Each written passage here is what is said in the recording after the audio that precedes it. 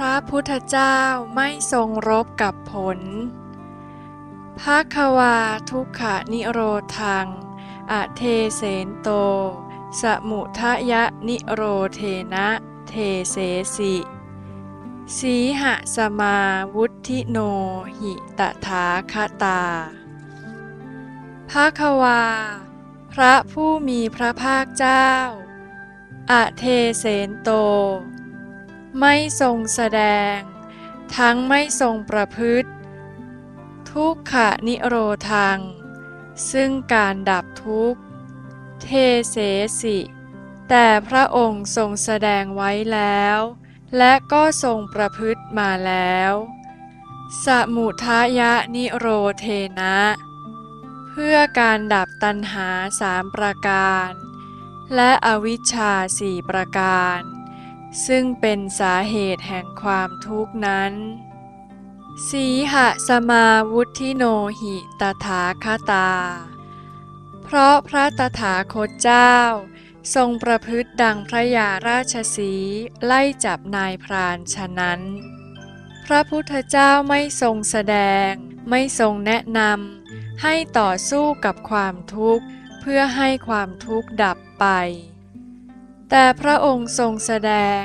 และทรงแนะนำให้ต่อสู้ต้นเหตุของความทุกข์ที่เรียกว่าสมุทัยซึ่งประกอบด้วยตัณหา3คือกามตัณหาภวตัณหาวิภวตัณหาและอวิชชา4คือโมหะอหิริกะ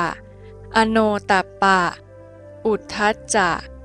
เพราะว่าการต่อสู้ของพระองค์เปรียบเหมือนพระยาราชสีห์พระพุทธเจ้าทุกพระองค์ที่เสด็จอุบัติขึ้นมาในโลกนี้ไม่ทรงปฏิบัติและไม่ทรงสอนให้สู้กับทุกข์คือการเกิดแก่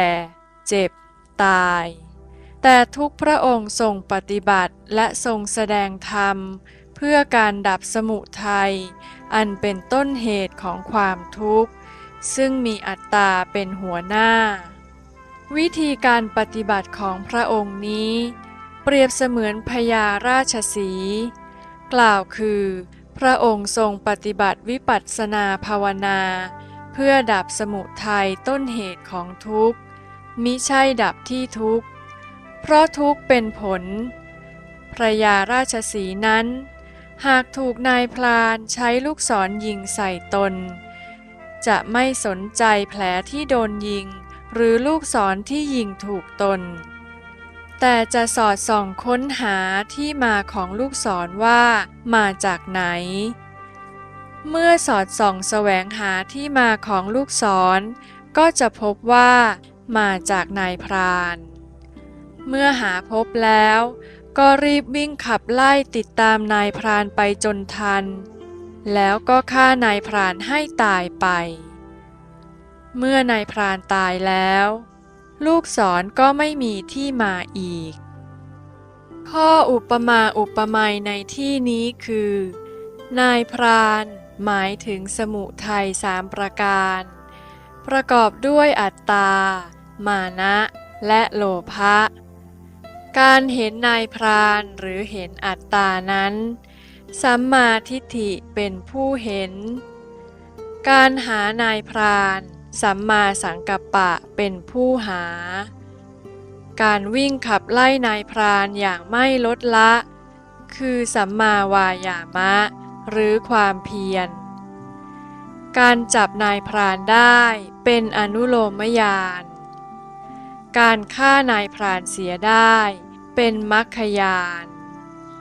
การที่นายพรานหรืออัตตาตายไป